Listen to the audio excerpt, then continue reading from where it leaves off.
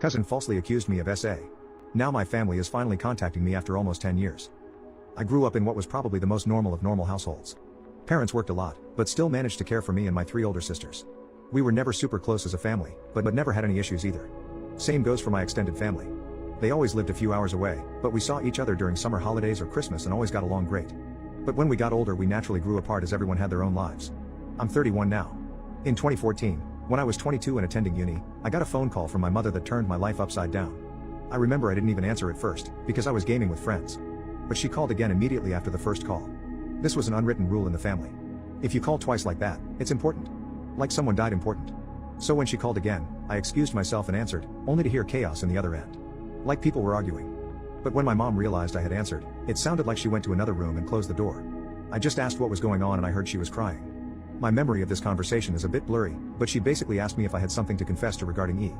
E is my cousin on my mom's side and is 7 years younger than me, 15 at the time. At that point I hadn't even seen E for several years.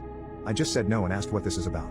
She just cried even harder and started accusing me of SA-ing E back when we were children. That E had told everything to my sister, and that my sister told my mother and my aunt. E had told them that back when she was 9, and I 16, she'd been playing in my room when I came in and started feeling her under her clothes and kissing her.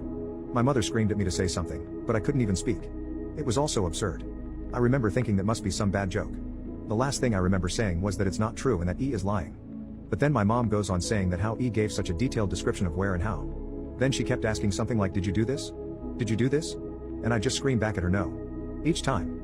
It all ended with my mom putting me on speaker and both my mom and dad saying that they don't want anything to do with me and never to contact them again. 2 of my sisters texted me later that day, pretty much saying that I'm disgusting and then blocked me. I know it's weird, but after that call I went to have a long shower. To this day I still don't know why I did that. After calming down, I started calling and texting everyone, even E. No one answered and the ones who hadn't blocked my number by then quickly did so. The only thing I heard back was from my father who texted me to stop contacting them and that they need to heal. That was 9 years ago and I haven't spoken to anyone in my family since that day. To say this fucked me up is an understatement. I was living in a haze for weeks after that and hardly ate at all.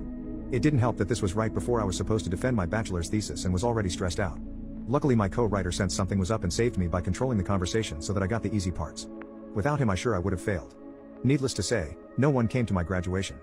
Then started the worst period of my life. I spent the first year expecting the cops to knock on my door and arresting me for sexual abuse. I didn't land any jobs, just living off my saved money. I drank a lot and did oxy. I also grew resentful and violent. The only reason I didn't hurt anyone is because no one was around. My neighbor called the cops on me once after I had smashed a glass, but I managed to convince the officers that I had just dropped it, and they went away since there were no others inside my apartment.